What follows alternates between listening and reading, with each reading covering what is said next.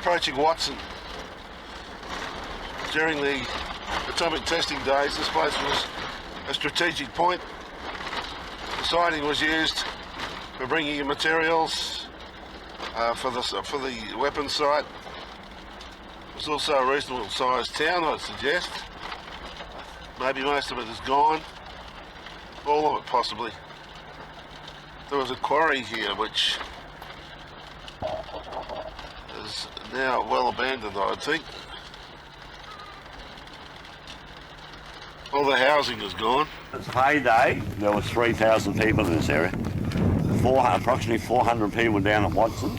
They had a huge big construction camp down at Watson. That's where they had the bitumen factory down there, the concrete batching plants down there, the big quarry where they get all the rubble from to build everything. That was the offloading for all the fuel that come up here for the planes, for the machines and everything. One stage on the southern side of Watson was called Diesel City. They had 100,000 gallon tanks down there, fuel tanks down there for airplane fuel and for machinery, diesel and everything like that. And then it'd be put into tankers. And the trains used to bring it in. They had special crossing loops down there and offloading lines and everything, whereas a normal little railway siding would have your main line and a crossing loop. Well, they had 5 of them down there because trains are shunting in and out all the time with machinery and fuel, just different odds and ends and that. Everything came into what they couldn't fly in here came by rail and then trucked up to here, sort of. It's a bit scary to think that when they were setting up for the atomic tests, that the actual bomb warhead was probably transported along this road from rail. And again, how did they travel with it on rail? All sorts of questions to be answered, I suppose.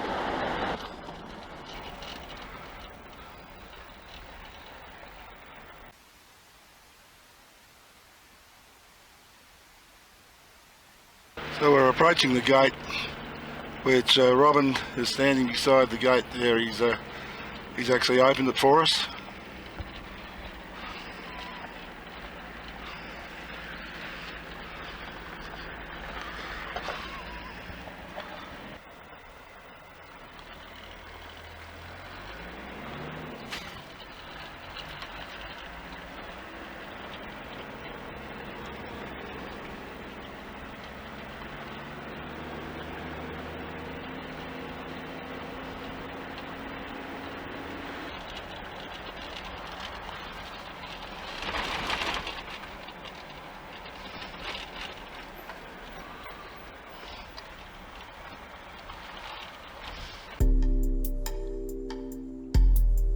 During the Cold War, the British were keen to develop nuclear weapons of its own. The Maralinga area in South Australia, along with Emu Field and the Montebello Islands, was used by the British government for nuclear weapons development tests between 1952 and 1963. The operation was a secret agreement between the British Prime Minister Winston Churchill and Australian Prime Minister Robert Menzies, who was reportedly only too pleased to assist the motherland. 2 nuclear devices were detonated at Emu and 7 at Maralinga.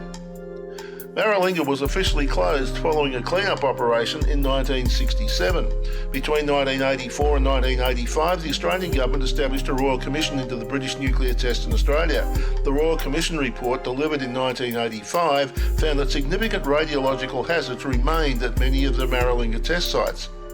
In response to the Royal Commission's recommendations, a $108 million rehabilitation project was successfully implemented between 1995 and 2000 to rehabilitate the former nuclear test sites at Maralinga. In 2009, the test site land was returned to the traditional owners, the Maralinga Jaruja people.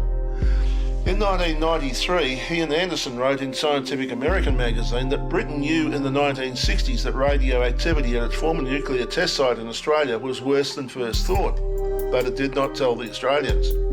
UK servicemen, Australian soldiers and civilians, including Indigenous people, were all exposed to radiation.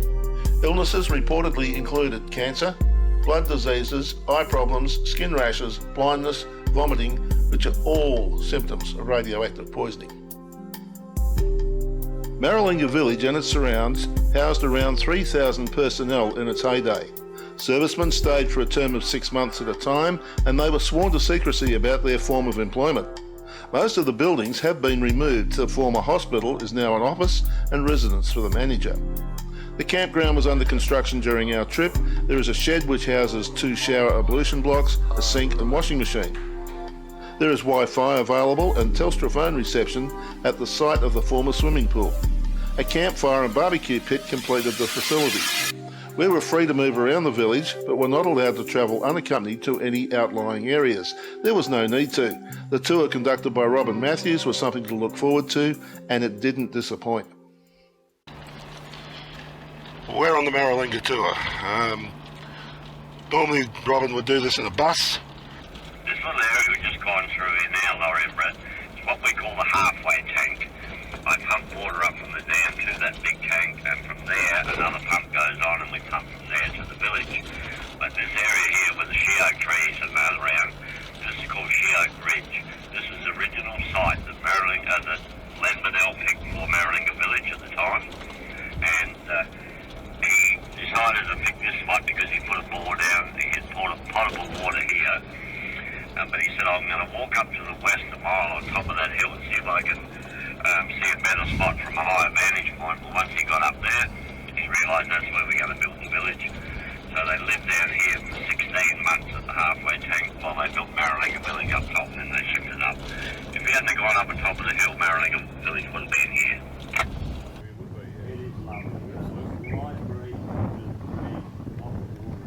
We've got some queries for October, but we haven't got any permanent bookings for October, so I think people are realising that then I clean the stormwater drains out now.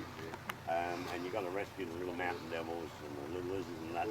They're in this is where the Air Force lived down here in the 50s and 60s. They did not live at Maralinga Village. They had their own mess huts down here, Shep. And the Navy lived 2 kilometres north. This is the Maralinga Airport Terminal. This was the original building that was here in the 50s.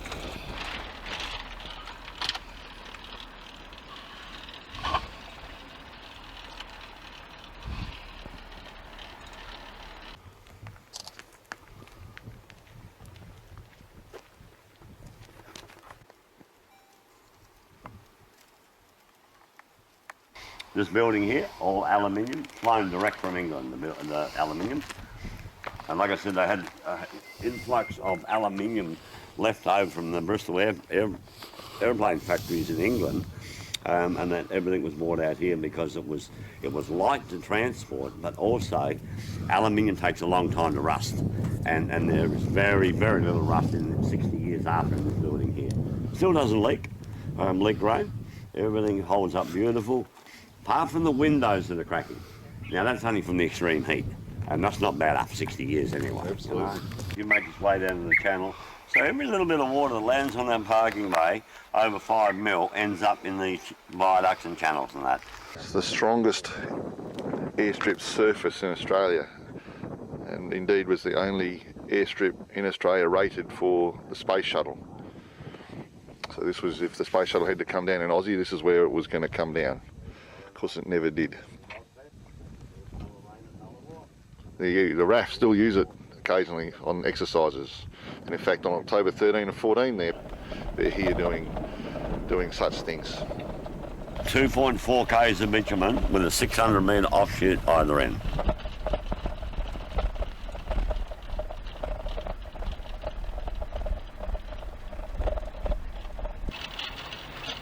This is Roadside. What they called Roadside Village. There were 400 people lived here. Went approximately half a k that way and a half a k that way. And all the buildings that were out here have all been demolished, and that, as you can see by the observation towers, they blew them up and everything, tipped them over, and they've cut them all up. Well, they were all buried in burial pits. Well, you know, Aboriginal people aren't anything, they're not citizens and that. So we'll be right. We'll make So that's where we are now. But then they wanted a spot where they had good vantage points. Well, you know, you look over that way there, you can see 25 k's. This is all in front of us up here. To the north, that's where all the detonations took place. We're about to go up and have a look. This is Teakin's #1 well from 1879. Teakins came through here with Ernest Giles in 1874 and he came back and he sunk this well to 26 metres and another one 15 kilometres away to 27 metres. And down there, it's a kestrel falcon nest. There's 5 eggs. Good spot for it, eh? Anyway, the falcon's normally here, but not this morning. We'll check later. Anyway, Teakin didn't find water here or in his other well, but in 1954, only 6 kilometres away, Len Bedell sunk a bore 3 metres down. He discovered water, pristine drinking water. The only drinkable water in the whole of the 115,000 square kilometres of Maralinga. So it means inside the boundary signs there was radiation years ago, but the meat, the googa, that's balya. So the meat is good. Balya, googa balya, that meat, kangaroo there is good meat. You can shoot that maroo there, that's what they call the kangaroo maroo. You can shoot that inside the boundary, no worries. But no camping. Don't make a fire, and you're aware, don't make a fire there and cook a googa in the ground inside where the radiation was.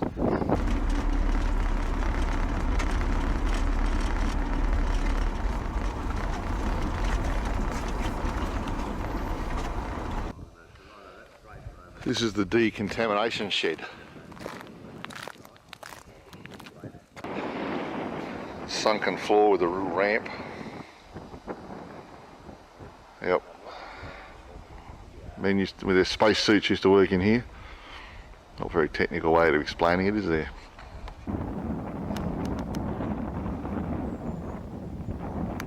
You can see the big mound of dirt up there. Well, it's a smaller version of this burial pit here. That's one they call the Taranaki debris pit. And that's got all the Feast Brothers machinery buried up there. Every bit of machinery that Feast Brothers used in a radioactive area is buried up on that hill up there. And there's scrapers and dozers and excavators and loaders and big water cannon trucks, 72 Toyotas buried up in there, big $250,000 generators buried up in there. Huge amount of money buried in that hill up there. But just to be safe, they buried them up there 40 foot deep. Just to be safe, to make sure that nobody would go tampering with the gear, they made themselves a big pad in the pit when they drove down in. Something like a big parking area, and they parked all the machinery and all the Toyotas and that in there. And then they got the D11, and he came in, and he started walking over the top of everything. And the Toyotas went from that eye down to that eye. He crushed everything. He drove over the top of the machines and crushed all the cabs and stuff like that to make sure that nobody would think about digging it up. Plus, before they got the D11 in, the mechanics went underneath and undone all the sump plugs and drained all the oils and just left the motors running, cooked all the motors at the same time. So you had all the machinery, the motors were buggered in, but then you had also the machinery where the cabs had been crushed down, so it wasn't worth trying anybody digging it up. Now, to be honest, nobody's going to dig down 40 feet to get anything like that. This is what they call the Taranaki burial pit. This has got 400,000 cubic metres of plutonium dirt buried in there, with 45 feet of clean fill sitting on top of it. So that's safe, don't worry about that, because the world's best practice at the time of burying plutonium was put 5 metres of clean fill over the top of it. Well, they put 15 metres, so they went 3 times much again just to be safe.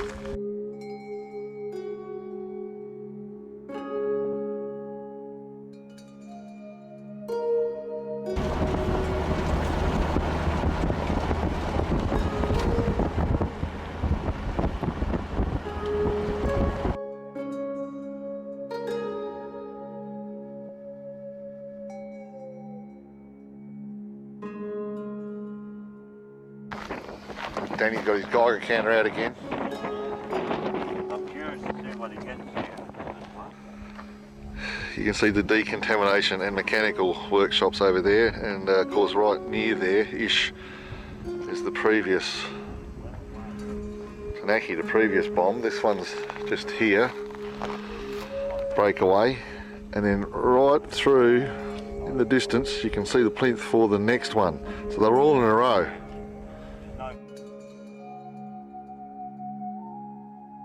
That reflective stuff is That is the molten ground. molten ground. Yes. Right. When the bomb went off, 3/4 of a kilometre, just turned everything to molten glass. And now it is reverting back to soil again. But the plants, you have a look at this saltbush. You have a look at that. Well, that saltbush there is still green inside. You can see it. It's actually still quite lush inside. But when it gets to 12 inches high, that's part of the saltbush, it's dead. It dries off. So it's as if it gets say 12 inches deep and then runs out of nutrients to grow any higher, and it dies off. Every little bit of it. This is 59 years of regrowth here.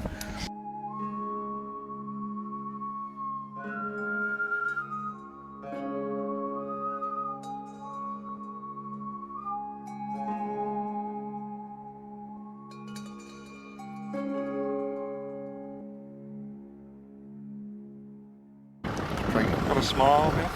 Yeah, hey. Look for the camera. Oh, it's hard to look at the light.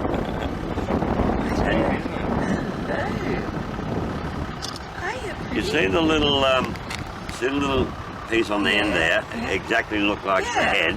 Well, that's a false head. So when the birds come along and they sense a danger, she puts the head right down. That sticks up. And they get... The bird pecks that, falls off, Oh yeah. and they'll grow another one. Yeah. Amazing. Yeah. But she is heavily pregnant. Lemondale, that's not Lemondale style for a start. No. He did not do that. Missing a little goanna. Yeah, that's right. For a start. What it was, it was done by a cook in the officer's mess. And you see the chap on the end there serving the alcohol. Well, he's the barman. Then you had your Navy there, because there's 3 services here. You had your Navy drinking plonk, you had the Army drinking beer, and the Air Force drinking champagne. So as the hierarchy went up in that era, the style of the drinks went up. The bloke there with the yellow hat and dark glasses cigarette, well, he's supposedly a Russian spy. And he's whispering to the SP bookmaker, because the SP bookmaker knew everything out here for information. The big stern chap next to him, well, he's a Commonwealth policeman. The little bloke there with the halo and the scout uniform, that's Len Bedell. Len was a teetotaler, and he started his surveying life as a scout. His scout leader, he's taken him out and teaching the stars at night time and things like that. Then you had your priest for all the denominations here, and only one priest. And then the other chap on the end drinking, he's the bar manager. Bar manager never worked. He drank with the clientele.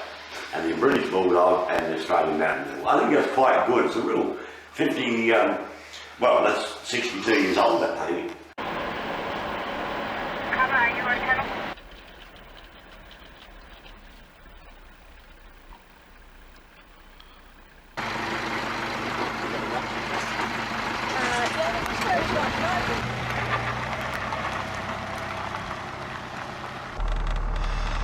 Time to depart Maralinga.